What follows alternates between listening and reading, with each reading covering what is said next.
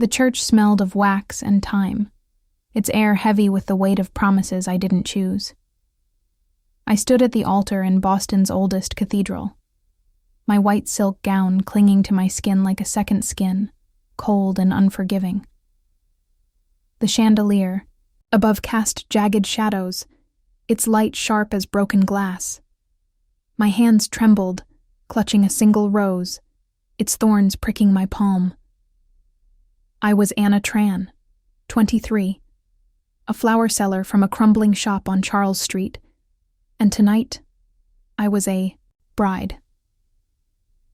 James Whittaker stood opposite me, his gray eyes unreadable, cutting through me like winter wind. His black suit hugged a frame built for power, broad shoulders, sharp jaw, a man carved from stone. "You are my wife from this day forward," he said, his voice low, steady, a command, not a vow. The priest's words blurred into echoes, and I nodded, my throat tight. I wasn't here for love. I was here for my mother, her heart failing in a hospital bed, and my father, drowning in debts I couldn't count. This marriage was their salvation, and my cage. The rose's scent reminded me of Mom's kitchen, years ago, when she'd bake cookies, her laughter mixing with the warm smell of sugar and dough. "Anna, my light," she'd say, brushing flour from my cheek. That memory stung now, a lifeline to a world I'd traded away. I glanced at James, his face a mask. Did he know what this cost me? Did he care? The ceremony ended in silence. No applause. Just the organ's mournful hum. We drove to his mansion in Back Bay, the city lights smearing past like tears on glass. The car smelled faintly of cedar, sharp and expensive, like him. I pressed my hands to the silk, feeling its weight, wishing it could shield me from the life ahead. James didn't speak, his gaze fixed on the road, and I wondered if he felt trapped too. The mansion loomed, all stone and iron gates, a fortress against the world. Inside, the foyer glowed with soft light, polished wood floors stretching into shadows. A grand staircase spiraled upward, promising rooms I'd never feel at home in. "Your room is ready," James said, his tone clipped, already turning away. "Dinner's at 8. No warmth, no welcome. Just duty." I climbed the stairs, alone, my heels clicking on marble, each step heavier than the last. My room was a vision of silk. White drapes, a 4-poster bed, a mirror that threw my pale reflection back at me. I looked like a ghost in this dress, a stranger in my own skin. I set the rose on the dresser, its petals wilting, and opened my suitcase, the only piece of me I'd brought. Inside, among folded sweaters, was a letter. Mom's handwriting, faint and trembling, curled across the envelope. Anna. My breath caught. She'd been too weak to write for months, her hands shaking, from the illness stealing her away. When had she done this? I tore it open, careful not to rip the fragile paper, and read, "Anna, my light, forgive your father. He loved you." The words hit like a stone. Forgive him? For the debts? For leaving us when Mom needed him most? I pressed the letter to my chest, my eyes burning. What secret was she carrying even now? The ink blurred as tears welled, but I blinked them back. I couldn't unravel this tonight. Not here. Not in this house where I was a stranger. A clock chimed downstairs, pulling me from the letter's grip. Dinner. I folded the note and tucked it into my pocket, its weight a quiet promise, or a warning. I changed into a simple dress, the silk gown pooling on the floor like shed skin, and glanced at the mirror. My dark eyes stared back, wide, uncertain. But there was something else, a spark, maybe, of the girl Mom called her light. I had to hold on to that, no matter what this marriage demanded. The dining room was vast, a long mahogany table set for two, lit by a single chandelier. James sat at the head, his posture rigid, a glass of wine untouched before him. The air smelled of roasted herbs, but it did nothing to warm the space between us. I took my seat, the chair creaking under me, and forced my hands to still. "You'll have everything you need here," he said, not looking up from his plate. "The staff knows your schedule." I nodded, my voice caught somewhere deep. "Thank you," I managed, though the words felt hollow. I wanted to ask why. Why me? Why this deal? Why he'd chosen a flower seller to play his wife? But his eyes, when they met mine, were a wall. No answers lived there. We ate in silence. The clink of silverware loud against the quiet. My mind drifted to Mom, to the hospital room where she lay, tubes snaking across her frail body. I'd promised to save her, no matter the cost. But sitting here, across from a man who saw me as a contract, I wondered if I'd traded too much. The letter burned in my pocket, its words a riddle I wasn't ready to solve. As I pushed my plate away, James stood, his shadow falling over me. "Good night, Anna," he said, and walked out, leaving me with the chandelier's cold light. I lingered, tracing the edge of my glass, Mom's voice echoing in my head. "Forgive your father. Forgive." The word felt impossible, yet it clung to me, a seed planted in the dark. I rose, the letter crinkling against my side, and headed back to my room. Tomorrow I'd face this new life, James, the mansion, the secrets Mom had left me. Tonight, I'd hold on to her words, the only piece of home I had. As I climbed the stairs, the rose on the dresser came to mind, its thorns sharp but honest. Maybe in this gilded cage, I'd find a way to be honest too. The hospital room was a cocoon of white, sterile, sharp with the tang of antiseptic. I sat by Mom's bed, her hand frail in mine, her breathing a fragile rhythm against the hum of machines.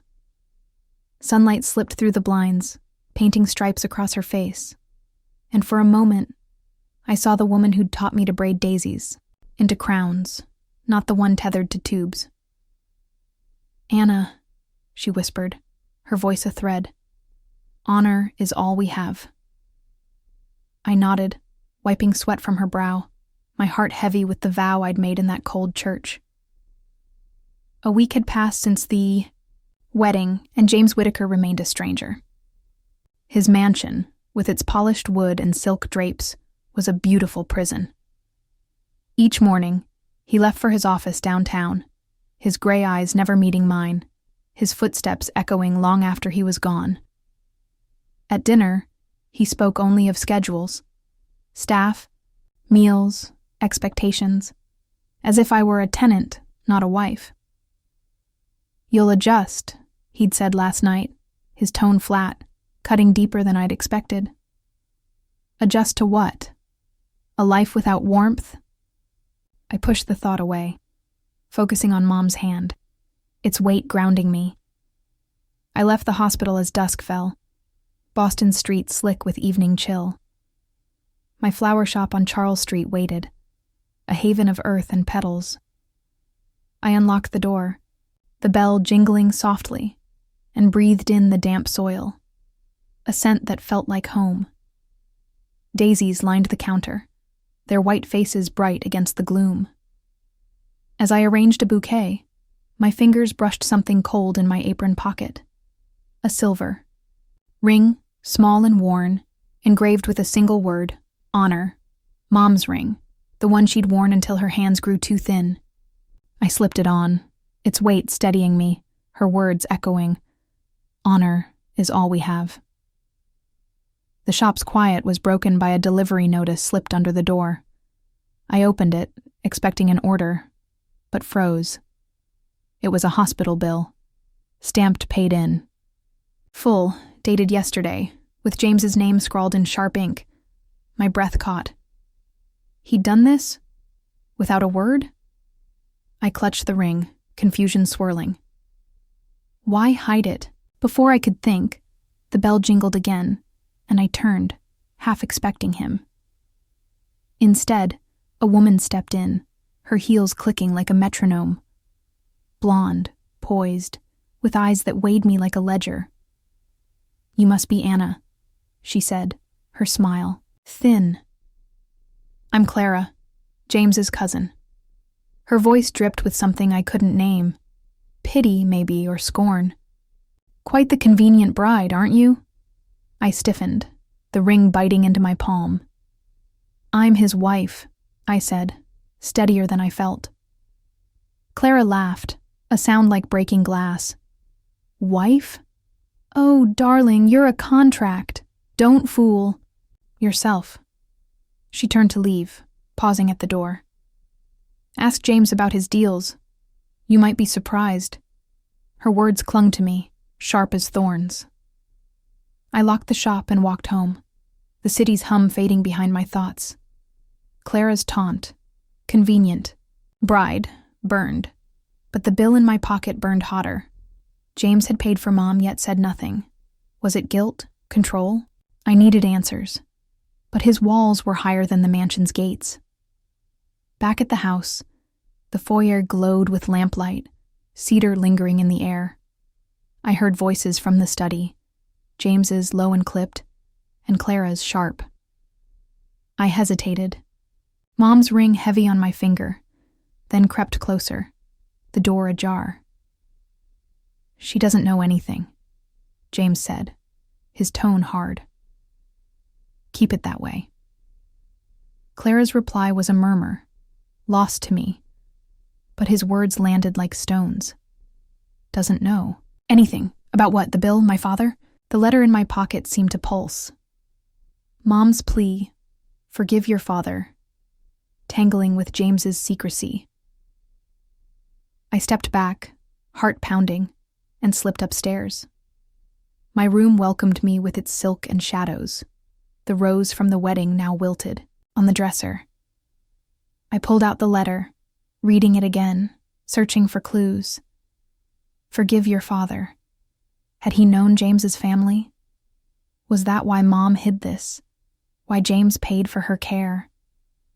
The questions pressed against my chest, heavy as the silk gown I'd worn. Dinner was waiting. The dining room bathed in golden light, a chandelier softer than the church's. James sat at the table's head, his face unreadable, a glass of wine catching the glow. I took my seat, the bill and Clara's words churning inside me. "The hospital called," I said, testing him, my voice steady. "They mentioned a payment." His eyes flicked to mine, a spark of surprise, then gone. "It's handled," he said, cutting his steak, as if it were nothing. "Part of the agreement." Agreement. The word stung, colder than Clara's laugh. I wanted to push, ask about his words to her, about my father. But his gaze was a door, slammed shut. "Thank you," I said instead, hating how small it sounded. He nodded, and we ate in silence, the clink of forks loud against my thoughts. As I cleared my plate, Mom's ring glinted under the light, a quiet anchor. "Honor," she'd said. But whose honor was I keeping? Hers, my father's, or my own, in a marriage built on secrets? I glanced at James, his jaw tight, and wondered if he carried secrets too, ones heavier than mine. Upstairs, I stood by the window, Boston's skyline a scatter of stars. The letter lay open on the bed, Mom's words a riddle I couldn't solve. James's voice echoed, "She doesn't know anything," and Clara's taunt followed, a warning I couldn't shake. I slipped the ring back on, its cool metal grounding me. Tomorrow, I'd face the hospital, Mom, maybe even James. Tonight, I held on to the girl who'd braided daisies, who still believed in honor, even in a house of shadows. The hospital room was quieter than usual, the machine's hum softened by dawn's light. I held Mom's hand, her fingers thin as reeds, her face etched with lines I hadn't noticed before. She'd always been my anchor, braiding my hair, teaching me to fold, origami cranes, whispering stories of honor in our tiny kitchen. Now, she looked fragile, like a petal caught in a storm. I'd come to check on her after another sleepless night. James's words, "She doesn't know anything," looping in my mind, tangled with Clara's taunt and the letter in my pocket. "Anna," Mom said, her voice a faint breeze. "There's something I need to tell you." Her eyes, dark like mine, held a weight I'd never seen. I leaned closer, my heart tightening. "Your father, he didn't abandon us." The words landed like a stone, stealing my breath. "What?" I whispered, gripping her hand. Dad had left when I was 10, his debts piling up, his absence a wound Mom never spoke of. Her letter, "Forgive your father," flashed in my mind, but I'd thought it was her heart softening. Not this. "He worked for James's family," she said, each word a labor, a driver, loyal to the Whitakers. "There was an accident years ago. He took the blame to protect their name. It cost him his life." I froze, the room spinning. My father, dead. To shield James's family. The air felt thick, the antiseptic, sting sharper. "Why didn't you tell me?" My voice cracked, anger rising. "All these years I thought he ran." Mom's eyes glistened. "I wanted to protect you, Anna. You were so young." She coughed, frail, and I softened, wiping her brow, though my mind churned. James. Did he know? Was that why he'd paid? Mom's bills. Why he'd chosen me. A debt repaid with a ring. I left the hospital in a daze. Boston's morning bustle a blur. My silver ring, Mom's gift, burned against my finger. Its word, honor, mocking me now. Dad had died for honor. But what did it mean in a marriage built on secrets? I needed answers, and James owed them to me. His office was downtown, a tower of glass and steel, the lobby smelling faintly of coffee and ambition. I took the elevator to the top floor, my reflection in the doors pale, determined. The receptionist waved me through, and I found him behind a desk, papers spread like a battlefield. Sunlight slanted through the window, catching his gray eyes, sharp as ever. He looked up, surprise flickering, then gone. "Anna," he said, leaning back. "What's this about?" I didn't sit, my hands clenched, Mom's ring a steady weight. "Did you know about my father?" I asked, voice low but firm. "That he died for your family?" James's face stilled, his jaw tightening.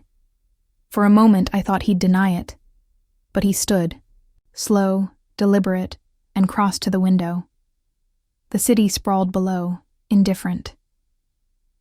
"I didn't know," he said, his voice quieter than I'd expected.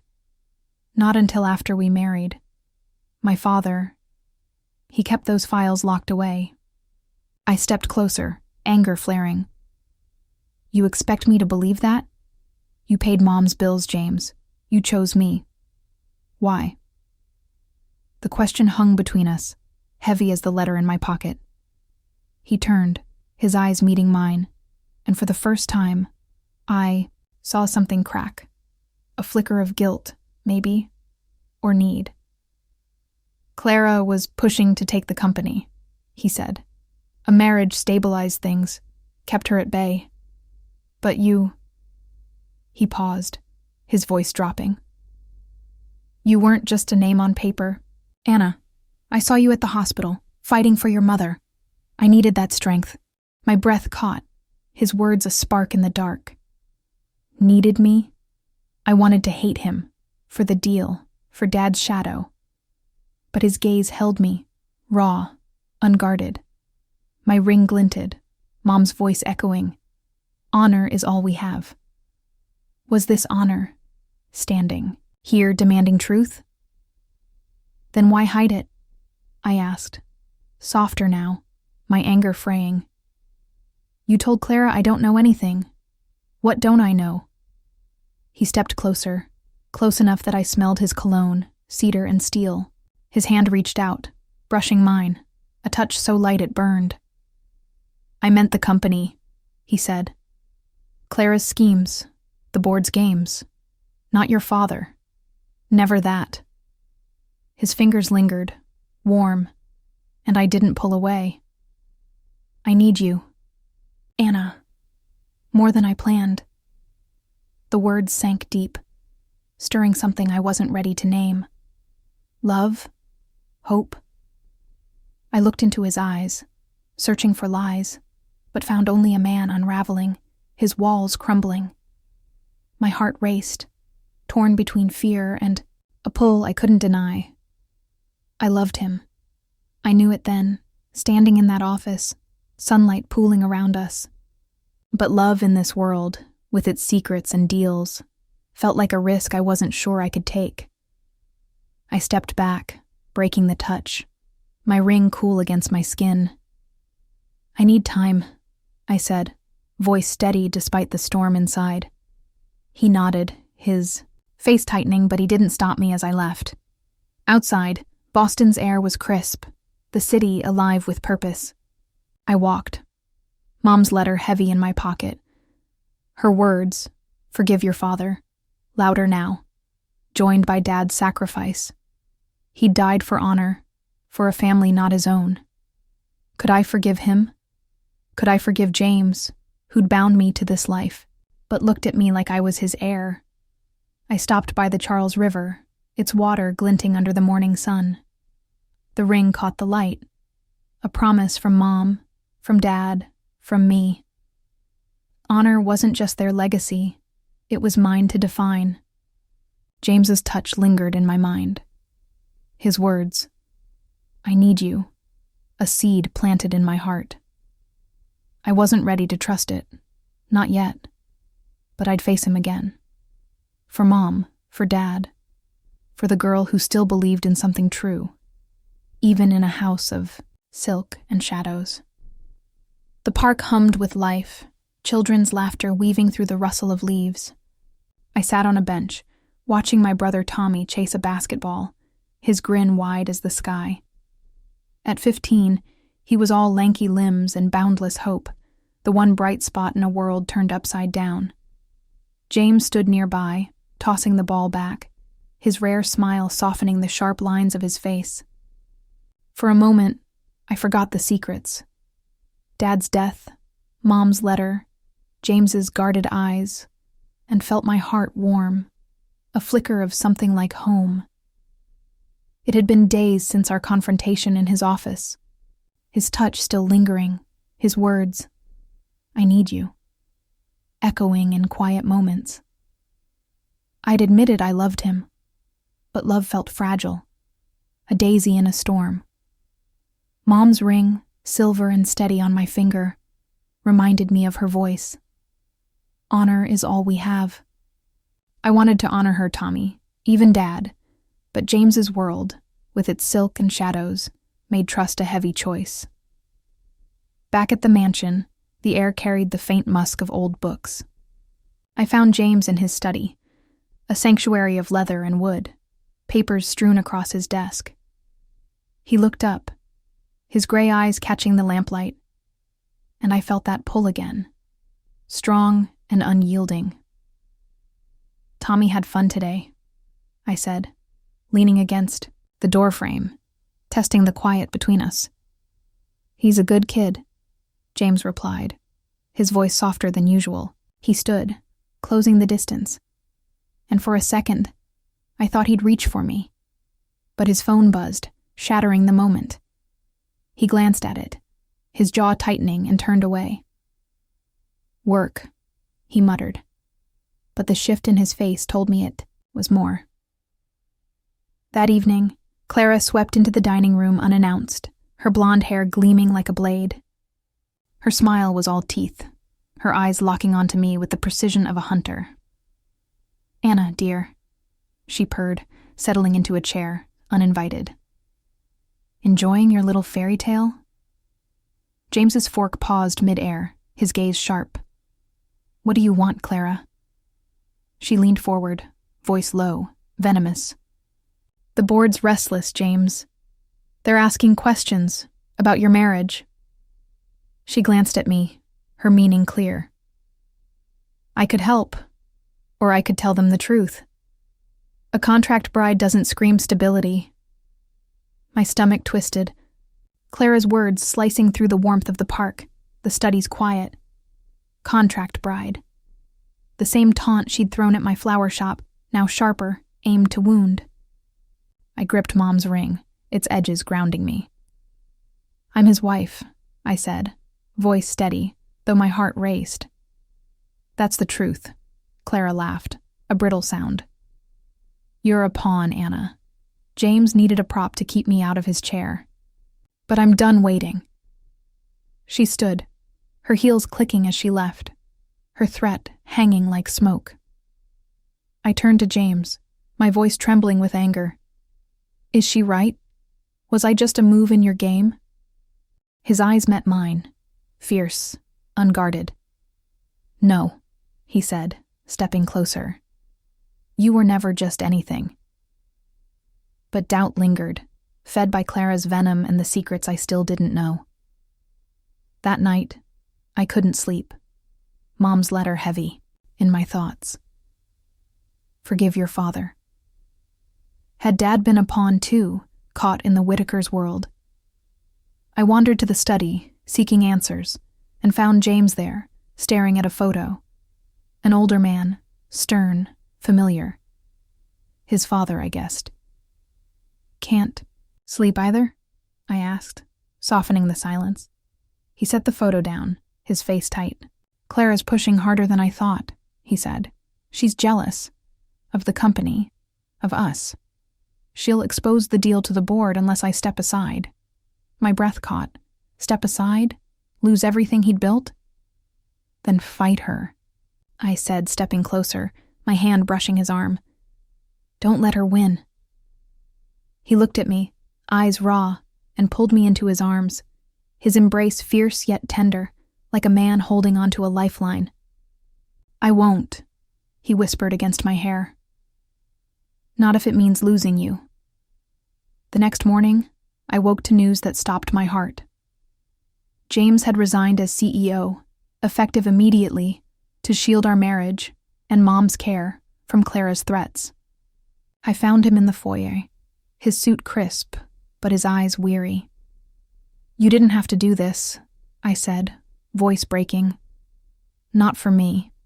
I did, he said simply, his hand grazing mine, Mom's ring warm between us. You're worth more than any title. Before I could respond, the doorbell rang. A man stood there, older, weathered, his eyes kind but heavy. Anna Tran? He asked, holding out an envelope. I knew your father. He wanted you to have this. I took it, my hands shaking, and opened it alone in my room. Dad's handwriting, steady where Mom's had wavered. Anna, I'm proud of you. Live for honor, not regret. Tears fell, blurring the ink. Dad had died for the Whitakers, for a name that wasn't his. And now James, in his own way, had sacrificed for me. I found him in the garden, the sunset painting Boston gold. Thank you, I said, holding up the letter, my voice thick. For Mom, for this. I stepped closer, our hands intertwining, Mom's ring catching the light. I'm with you, James. Whatever comes. He pulled me close, his breath warm against my cheek. Then we'll face it together, he said, his voice a vow, stronger than the one we'd spoken in the church. The horizon glowed, a promise of battles ahead, but in his arms I felt something new. Strength, not just his, but mine. Dad's letter, Mom's ring, James's sacrifice, they wove a thread of honor I'd carry forward, no matter what Clara or the world threw at us. The hospital room was softer now, bathed in morning light that spilled across Mom's bed. She sat propped against pillows, her cheeks flushed with a hint of color I hadn't seen in months. Her hand, still frail, gripped mine with new strength, her dark eyes bright with something like hope. "Anna," she said, her voice steady, "forgiving is honor too." I smiled, brushing a strand of gray hair from her face, my heart lighter than it had been in weeks. Mom was healing, and with her, so was I. Days had passed since James stepped down as CEO, his sacrifice a quiet earthquake in our lives. The mansion felt different now. Not a cage, but a home we were building, step by tentative step. His touch in the garden, his vow, "We'll face it together," had rooted itself in me, a promise I clung to. Mom's silver ring gleamed on my finger, its word, honor, no longer a weight but a guide. Dad's letter, tucked in my drawer, echoed in my mind. Live for honor, not regret. I was trying. For him. For Mom. For the love I dared to let grow. That evening, I found James in the dining room, the chandelier casting a warm glow over the table. He looked up from a book, his gray eyes softer, like a storm giving way to sky. "She's coming home tomorrow," I said, sitting across from him, my voice thick with relief. "Mom's strong enough." He closed the book, his smile small but real. "Good," he said, reaching for my hand. His fingers brushed the ring, warm against my skin. "You've carried a lot, Anna. More than I knew." I held his gaze, seeing the man who'd given up his empire for me, for Mom. "You carried it too," I said, squeezing his hand. "Thank you, James, for everything." He leaned closer, his voice low, almost a whisper. "I belong to you, Anna. I think I always have." The words sank deep, a confession that lit something inside me. Love, unshaken by secrets or deals. I wanted to say it back, to tell him he was my home, but a knock at the door broke the moment. Clara stood there, her blonde hair loose, her usual sharpness dulled. No heels, no icy smile, just a woman, uncertain, clutching a scarf like a shield. "Can we talk?" she asked, her voice small. James tensed, but I nodded, gesturing to a chair. She sat, eyes darting between us, and I braced for another barb. Instead, she spoke softly, her hands twisting the scarf. "I was wrong," she said, looking at me. "I envied you, Anna. Your strength, the way James looks at you. I thought taking the company would fill something. It didn't." Her eyes glistened, and I saw her then. Not a rival, but a woman lost, chasing a shadow.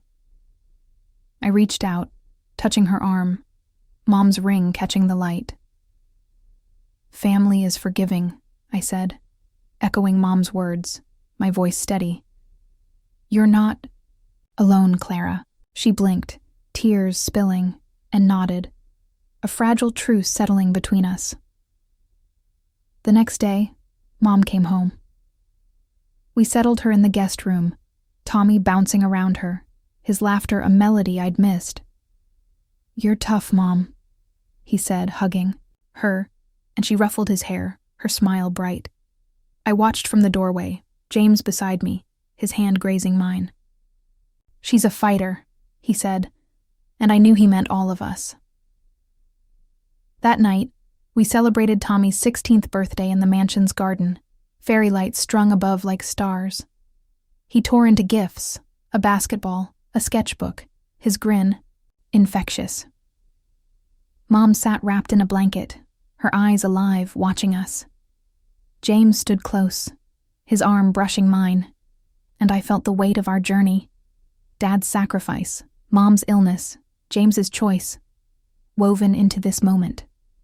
Fragile, but whole. Clara joined us, hesitant, but Tommy pulled her into a game, her laugh surprising and genuine. I caught James's eye, his nod a silent agreement. We'd let her in, not as a foe, but family. As the evening faded, I slipped inside, needing a moment alone. In my room, I pulled out a sheet of paper and wrote to Mom, my pen steady. I'll live for love, for honor, for us. The words felt like a vow, one I'd keep beyond this house. Back in the garden, the air smelled of lo swoi, warm and grounding. James found me, his presence steady, like the earth beneath my feet.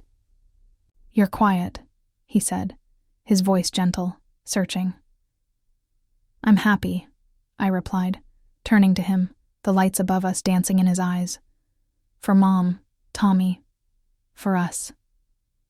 I took his hand, my ring pressed between our palms, and leaned into him, my cheek against his chest. His arms wrapped around me, a quiet strength, and I felt it. Happiness, late blooming but true, like a flower opening after frost. The stars blinked above, Boston's skyline a distant glow. Tommy's laughter rang out, Mom's voice joining, soft but clear. Clara lingered nearby, no longer a shadow but a thread in this tapestry we'd woven. I thought of Dad's letter, his pride, and Mom's lesson. Forgiving is honor. I'd forgiven him, forgiven Clara, maybe even myself for doubting I could love in this world of silk and secrets. James tilted my chin, his eyes locking with mine. We made it, Anna, he said, his breath warm. I nodded, my heart full, knowing this was only the start. Together we'd face whatever came, not as a deal, but as a promise, lit by the light we'd found. As the night deepened, I stood with my family, my hand in James's, the lo swoi's glow a beacon. I'd write more letters, live more days, love with every breath. This was honor, not just Dad's or Mom's, but mine, ours, a light that would never fade. The kitchen smelled of chamomile tea, its warmth curling through the air like a soft embrace. I stood at the counter, pouring a cup for Mom, her laughter drifting from the living room where Tommy was teaching her a card game. It was a rare moment, our family pieced together, fragile but whole, after so much had been broken. Mom's silver ring gleamed on my finger, its word, honor, a quiet pulse. I thought of James's sacrifice, his arms around me at sunset, and felt a flicker of peace. But peace, in this house of silk and secrets, was never simple. James had been quieter since stepping down, his gray eyes carrying a weight I couldn't name. Last night, at dinner, he'd lingered longer, his hand brushing mine, his smile tentative, like a man learning to trust. I loved him, fiercely now, but love didn't erase questions. Dad's letter, Mom's illness, even Clara's apology, they'd woven us closer, but threads of doubt still tugged at me, thin as spider silk. That evening, I found James on the Daing mansion's balcony, the city's lights a distant hum below. The air was crisp, tinged with cedar from the trees lining the garden. He leaned against the railing, a glass of whiskey untouched in his hand, his face shadowed. You're far away, I said, stepping beside him, my voice gentle. He turned, his eyes catching the moonlight, raw and unguarded. My mother left when I was 12, he said, the words heavy, as if pulled from deep water. She wanted a life bigger than us, bigger than me. I spent years trying to be enough, building walls so no one could leave again. He paused, his voice breaking. I'm not perfect, Anna. I never will be. My heart ached, seeing the boy beneath the man, the scar he'd hidden. I touched his arm, Mom's ring cool against his sleeve. You don't have to be, I said, my voice steady. You're enough, James. For me. He looked at me, eyes red, and for a moment, I thought he'd pull me close. But he stepped back, his jaw tight, and nodded, as if my words were too much to hold. "Thank you," he whispered, and returned to his drink, the balcony's silence settling between us. The next morning, I woke to a text, a photo sent from an unknown number. It showed James in a cafe, Clara across from him, her hand on his, their heads bent close. My stomach dropped, the image sharp as a blade. Clara's apology, her tears at Tommy's birthday. Had they been a lie? I gripped the phone, Mom's ring biting into my palm, doubt creeping in like frost. James had promised we'd face everything together. Was this what he'd hidden when he told Clara I knew nothing? I found him in the study, sunlight filtering. Through the curtains, the air heavy with the scent of old books.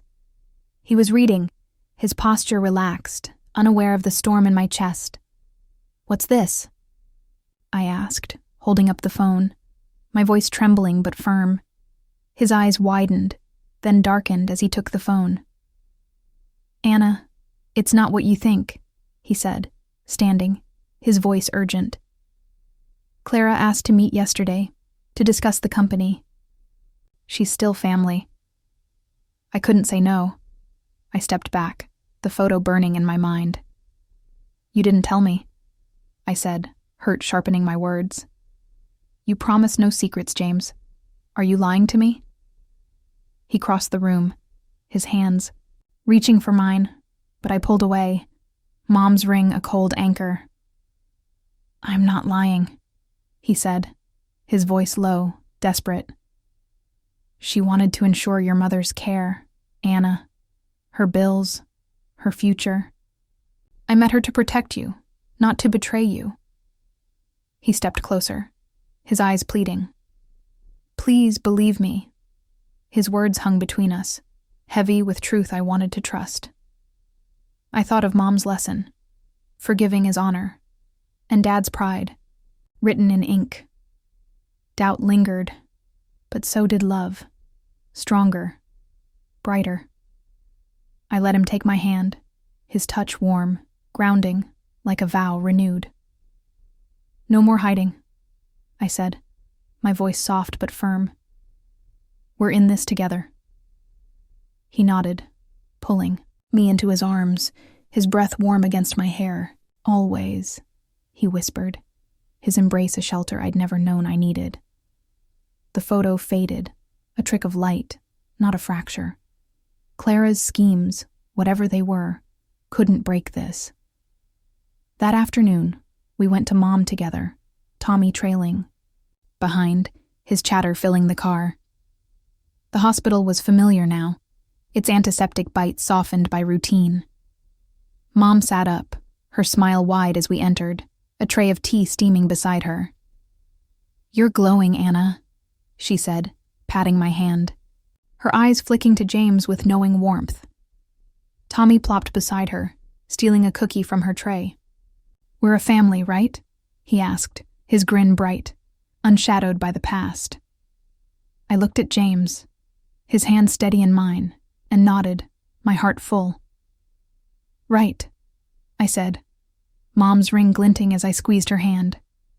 Back home, the kitchen was alive with Tommy's laughter, Mom's soft hum as she sipped tea. James stood close, his arm brushing mine, and I felt it. A bond. Not just between us, but all of us, forged through scars and choices. Clara's photo was a misstep, not a betrayal, and I chose to believe in the man who'd given up everything for me. As night fell, I stood by my window, Boston's skyline a canvas of stars. Mom's ring caught the lamplight, a reminder of honor, not just hers or Dad's, but ours, built on trust, forgiveness, love. James's scar, my doubt. They were part of us, but they didn't define us. Together, we'd mend what was broken, one quiet moment at a time, under the light of a home we'd made our own. The flower shop smelled of damp earth and roses, a sanctuary where time seemed to pause. I stood behind the counter, arranging daisies, their white petals soft under my fingers. Mom's silver ring gleamed, its word, honor, a quiet compass through the storm of weeks past. Tommy's laughter echoed from the back, where he was sorting tulips, his voice bright with plans for school. Mom was home now, her strength returning, and James was no longer a stranger but a man I loved, scars and all. Yet, a thread of unease lingered, woven from Clara's schemes and the secrets we'd unraveled. That morning, I'd found Mom's journal tucked in her bedside drawer, its leather cover worn from years of touch. I hadn't meant to pry, but her handwriting called to me, steady where her letters had trembled. One entry stopped my heart. I forgave him, Anna, long ago. Your father chose honor, and I chose love. For you, for Tommy. The words sank deep, a mirror to my own path. Dad's sacrifice, Mom's forgiveness. They weren't chains but wings, freeing me to choose my own honor, my own love. I closed the journal, tears pricking my eyes, and carried its lesson with me to the shop. Boston's dusk painted the streets gold, the air crisp with autumn's promise. James met me outside, his gray eyes warm, his hand finding mine as we walked. You're glowing, he said, his voice low, like a secret shared in the dark. I smiled, squeezing his hand, Mom's ring pressed between us. I'm learning, I replied, what forgiveness means. That evening, we gathered at the mansion's garden, a plan Tommy had insisted on, a night to celebrate Mom, to mark her recovery. Fairy lights twinkled above, but the heart of it was lanterns, paper thin and waiting to rise. Tommy bounced between us, his grin infectious, while Mom sat in a cushioned chair, a shawl around her shoulders, her face alive with joy. James stood close, his arm brushing mine, and I felt the weight of our journey. Dad's letter, Mom's illness, Clara's shadow, fading into this moment, bright and true. Clara arrived, unannounced, her steps hesitant, no trace of her old sharpness. She wore a simple sweater, her blonde hair loose, her eyes searching. I wasn't sure I'd be welcome, she said, voice small, clutching a small box. Tommy, oblivious to tension, pulled her toward the lanterns. Come on, you. Gotta light one, he said, and her laugh, soft and surprised, eased the air. I glanced at James, his nod a silent agreement. We'd let her stay, not as a foe, but as someone reaching for redemption. Clara approached me, the box in her hands trembling slightly. I brought this, she said, opening it to reveal a photo, James's mother, young, smiling, holding a baby James. I found it in the attic. I'm sorry, Anna, for everything. I was jealous of your love, your family. Her words hit like a tide, washing away the last of my anger. I thought of Mom's journal, her choice to forgive, and felt my own heart open. Family is forgiving, I said, my voice steady, echoing Mom's wisdom. I hugged her, brief but real, Mom's ring catching the light. You're not alone, Clara. She nodded, tears brimming, and stepped back, joining Tommy to light a lantern.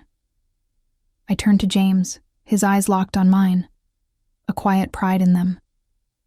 I need you to live, Anna, he said, his voice a vow, stronger than any we'd spoken before. You've shown me what that means.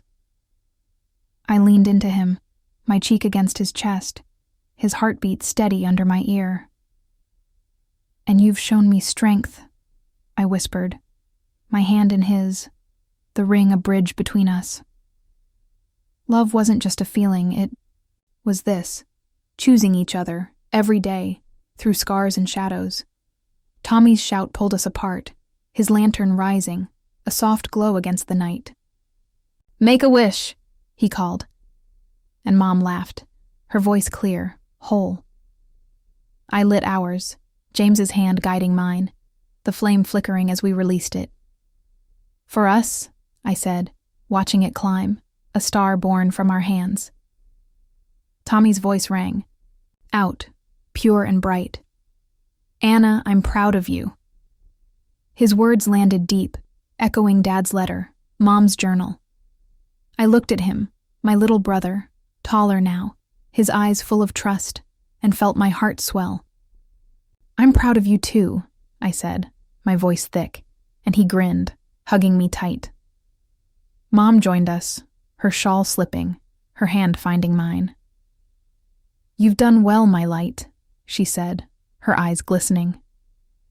I squeezed her hand, the ring, warm between us, and thought of her journal.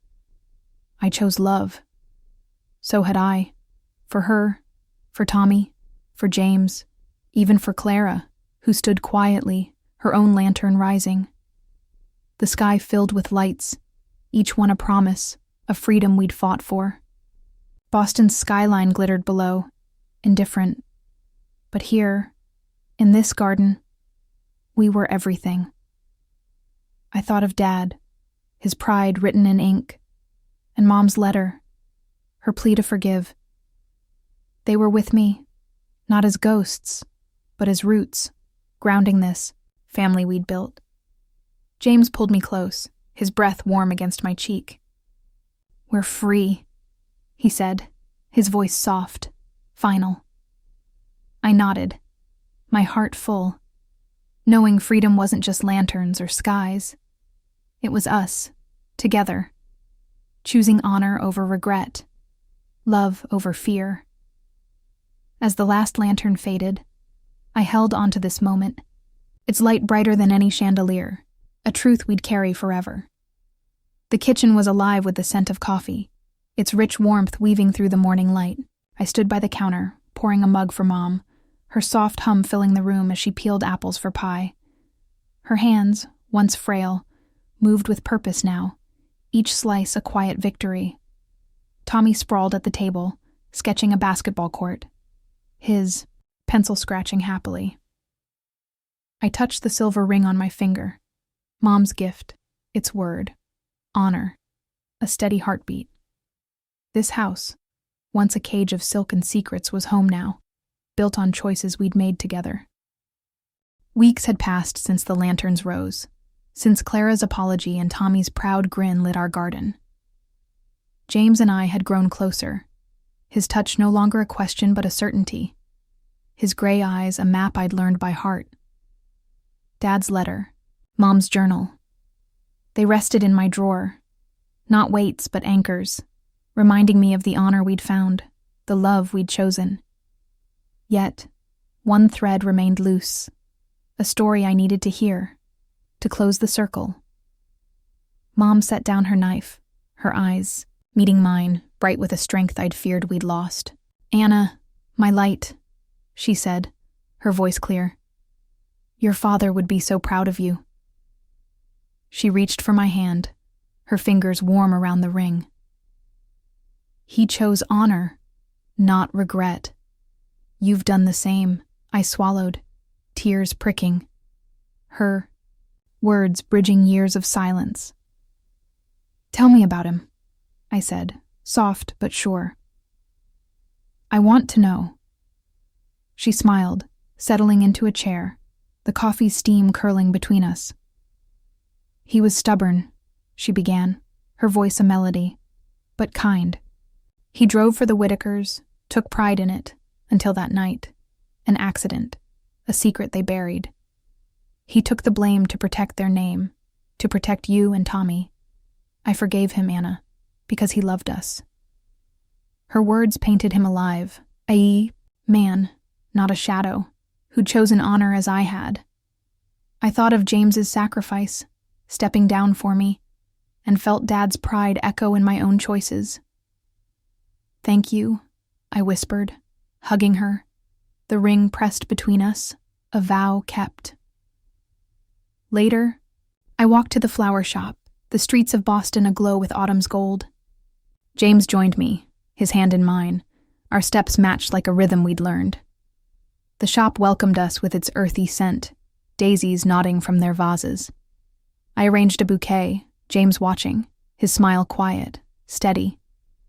"You make this place alive," he said, his voice low, a confession wrapped in warmth. I turned to him, my heart full. "You make me alive," I replied, and meant it.